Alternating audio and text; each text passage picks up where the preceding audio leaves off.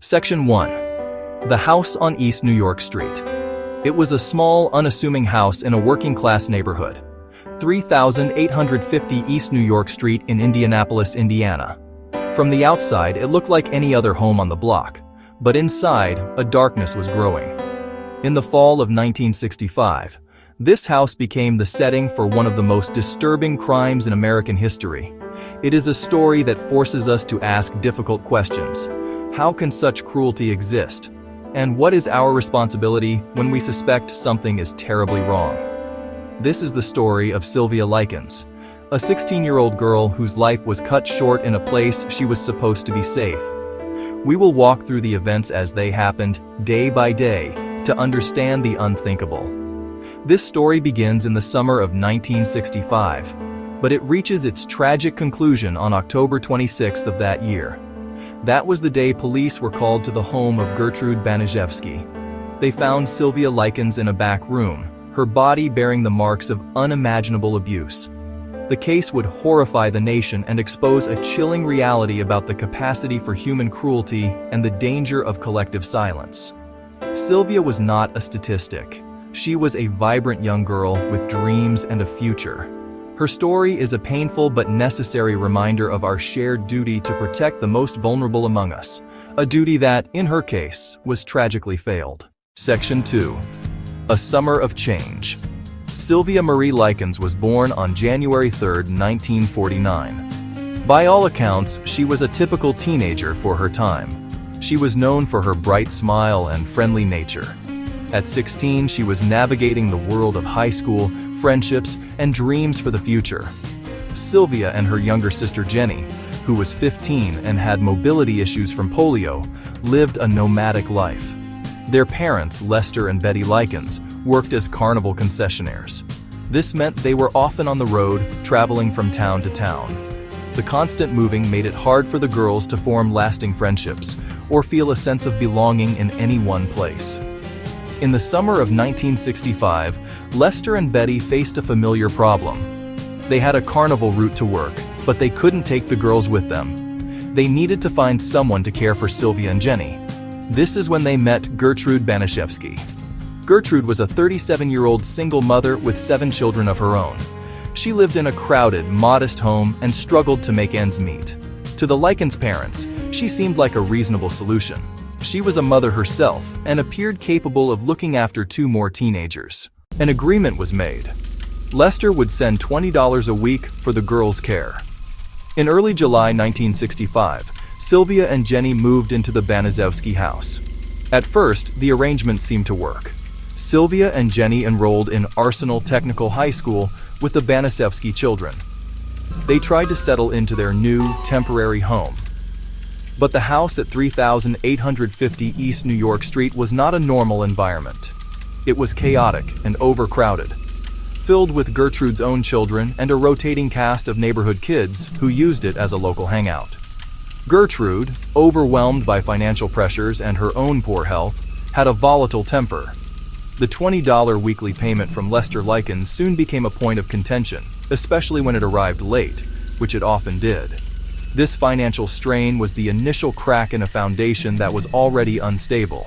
Sylvia, being the older and more capable of the 2 sisters, often found herself at the center of Gertrude's growing frustration. She was a newcomer in a household ruled by a matriarch who demanded absolute control. The initial days were likely filled with the normal anxieties of adjusting to a new place. But beneath the surface, a dangerous dynamic was forming. Sylvia and Jenny were outsiders, dependent on the goodwill of a woman who was becoming increasingly resentful and unpredictable. The summer of change was slowly turning into a season of fear. Section 4. 49 Days of Terror. The descent into hell for Sylvia Likens was not instantaneous. It was a gradual, horrifying escalation over approximately 49 days. Around early August 1965, the abuse intensified from verbal taunts and spankings to systematic torture. Gertrude Banaszewski began using any excuse to punish Sylvia. When a payment from the Likens parents was late, Gertrude beat Sylvia. When she accused Sylvia of some imagined slight, she would encourage her children and the neighborhood kids to join in. The beatings became more frequent and more severe. They used their fists, thick paddles, leather belts. The basement of the house soon became a torture chamber, a place where Sylvia could be taken away from public view. By mid-August, the abuse had taken on a ritualistic quality. Gertrude would preside over sessions in the basement, where Sylvia was subjected to horrific acts. She was burned with cigarettes and with matches. In one particularly cruel act, Gertrude, Paula, and others heated a needle and used it to carve letters onto Sylvia's skin. They etched the words, "I'm a prostitute and proud of it," onto her stomach. This act marked the point where the abuse shifted from punishment to sadistic branding. Each day brought a new form of torment, and Sylvia's physical condition deteriorated rapidly. During September, Sylvia's world shrank to the four walls of the Banaszewski house. She was no longer allowed to attend school. Her captors wanted to hide the visible signs of her abuse: the bruises, the burns, the cuts. She was weak from malnutrition, as she was often denied food or forced to eat spoiled leftovers. One of the most haunting aspects is the number of people who knew or at least suspected that something was terribly wrong and did nothing. The Banaszewski house was not isolated. It sat in a busy neighborhood. The screams and cries from within the house were reportedly heard by neighbors on multiple occasions. Yet the prevailing attitude seemed to be one of non-interference. People treated it as a family matter and stayed away. This collective inaction created a wall of silence that trapped Sylvia and let her abusers act with impunity. The community's awareness went beyond noises. Several people had direct contact with Sylvia and saw signs of abuse. A local pastor visited the home and reportedly saw Sylvia dazed and abused, but took no further action. Teachers at Arsenal Technical High School noticed that Sylvia had stopped attending classes. Jenny had stopped too. In the 1960s, reporting systems were weaker than today. But the failure was also moral. Even law enforcement had a missed opportunity. Two officers visited about a theft. Gertrude presented a calm front and reportedly hid Sylvia during the visit. The officers left unaware. The chain of events that led to the discovery of Sylvia's body began with a phone call. On the afternoon of October 26, 1965, a young boy, likely a neighborhood child, called anonymously. The caller said, "You'd better get the police and an ambulance out to 3850 East New York Street. There's a girl there, and I think she's dead." Officers arrive at the house. Gertrude Banaszewski meets them at the door. She tries to maintain her composure, but her story quickly unravels. She initially claimed a bunch of boys had beaten Sylvia up and then left. The police officers are not convinced. They enter the house and are immediately struck by the squalor and the foul odor. They make their way to a back bedroom on the second floor. There, lying on a filthy mattress on the floor, they find the body of 16-year-old Sylvia Likens. Evidence photo of the mattress where Sylvia's body was found. She was emaciated. Bruises, burns, cuts, sores. It was a scene of such profound horror that it left even seasoned officers shaken. The room itself was bare, containing little more than the mattress and a few personal items. The medical examiner's report detailed the full extent of the horror. Dr. Arthur P. Keeble, the Marion County coroner, documented over 150 separate injuries. The official cause of death was determined to be a subdural hematoma, likely caused by a blow to the head, compounded by severe malnutrition and shock, and extensive skin damage from burns and scalding water. Perhaps the most chilling piece of evidence was the branding on her abdomen. "I'm a prostitute and proud of it." This physical evidence told a clear story of prolonged, systematic torture that went far beyond a simple beating. The investigation moved swiftly. The trial began in April 1966 and immediately captured national attention. The prosecution, led by Marion County Prosecutor Leroy K. New, charged Gertrude Banaszewski, charged Paula Banaszewski, charged John Banaszewski Jr., charged Richard Hobbs, charged Coy Hubbard with first-degree murder. The state's case rested on two pillars: horrific physical evidence found on Sylvia's body and powerful witness testimony. Most importantly, Sylvia's younger sister, Jenny Likens, frail and traumatized, took the stand and recounted the escalating abuse. The courtroom fell into stunned silence as the prosecution laid out its case. Leroy K. New called it the most terrible crime in Indiana, and he methodically presented evidence of beatings, brandings, and starvation. The defense argued Gertrude was not fully responsible. They portrayed her as sick and overwhelmed, suffering from depression and the effects of numerous prescription drugs. They tried to shift blame to the children, saying they acted on their own and that Gertrude had lost control of the household. In the immediate aftermath of the trial, the city of Indianapolis was left to grapple with a profound sense of shame and disbelief.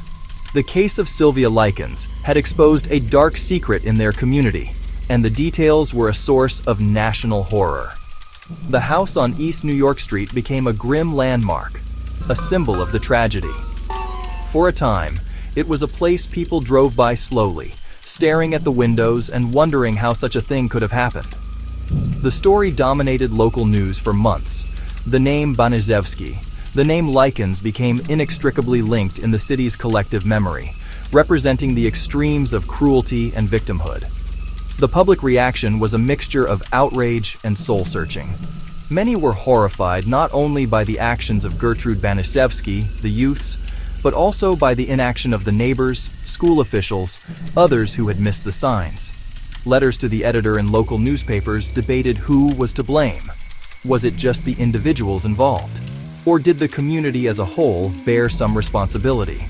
Gertrude Banaszewski was paroled in 1985 after serving 20 years of her life sentence. Her release sparked a massive public outcry and protests. Many felt that her crime was so heinous that she should never be freed. Diagnosed with lung cancer, she died just 5 years later in 1990. Paula Banaszewski was also paroled after serving a shorter sentence, changed her name, moved away to start a new life. Richard Hobbs died of cancer just 4 years after his release from prison. The other participants served their time and faded back into society, forever marked by their involvement in the horrific crime. For Sylvia's family, the pain was immeasurable. Her parents, Lester, Betty, were haunted by guilt and grief for the rest of their lives. They had entrusted their daughters to Gertrude Banaszewski, a decision that would lead to Sylvia's death and Jenny's lifelong trauma. Jenny Likens, who had witnessed her sister's suffering, carried the emotional scars for the rest of her life. She struggled with the memories of what she had seen, but also found the courage to testify and ensure that some measure of justice was served. The horrific death of Sylvia Likens was not in vain. Her case became a catalyst for significant changes in law and public awareness regarding child abuse. In the 1960s, there were few legal requirements for professionals like teachers or doctors to report suspected abuse. The Likens case, with its clear evidence of missed opportunities by the community and officials, highlighted the urgent need for a more robust system of protection. It helped spur the development and adoption of mandatory reporting laws across the United States. These laws require specific professionals to report any suspicion of child abuse to the authorities, making intervention a legal duty rather than a personal choice. Beyond legal reforms, Sylvia's story has served as a powerful and enduring educational tool. It is studied in psychology, sociology, criminology courses to understand concepts like mob mentality, the bystander effect, and the psychopathology of abusers.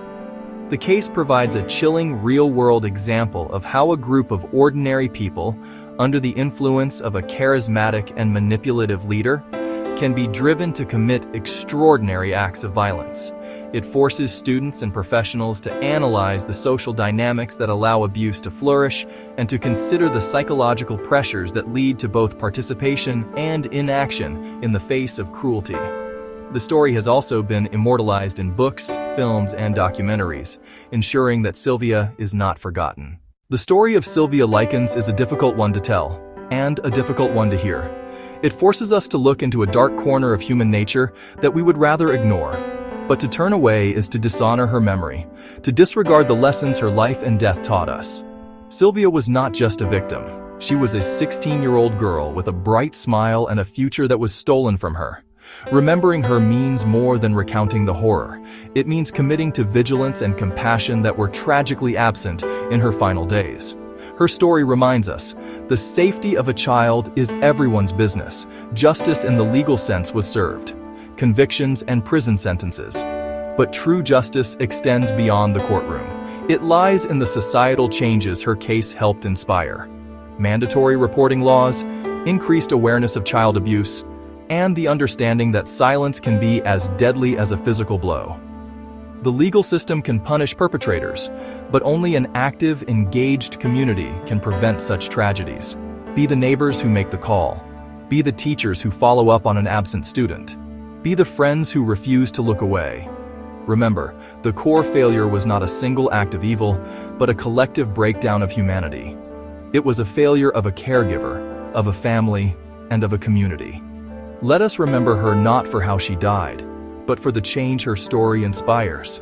Let her memory be a guiding light toward a world where no child suffers in silence and no cry for help goes unanswered.